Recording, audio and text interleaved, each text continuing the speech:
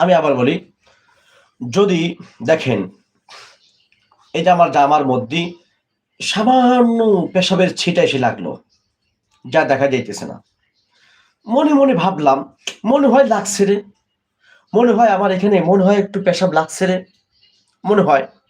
এই মনে হওয়ার কথা কিন্তু ইসলাম ধরে না। কয় যেহেতু মনে হইতেছে আপনাকে লাগছে রে, তাহলে আপনি পবিত্র আছেন, সুবহানাল্লাহ, আপনি কি আছেন? পবিত্র আছেন। আর যদি মনে হয় না, দেখতেছেন যে সুই বরাবর সামান্য জিনিস এখানে লাগছে, তাহলে ওই জায়গা ধুয়ে দিলেই চলবে। আপনার যেখানে লাগে, যদি আপনার পায়ে লাগলো অথবা হাতে লাগলো অথবা জামায় লাগলো, যেখানে দেখা যাইতেছে সামান্য পেশাবের ছিটা লাগছে, ওই জায়গা ধুইলেই হয়ে যাবে। তখন আপনার দ্বিতীয়বার আবার কিন্তু কোনো কি লাগবে না, অজু গোসল দ্বিতীয়বার লাগবে না, ও নতুন করে অজু করা লাগবে না।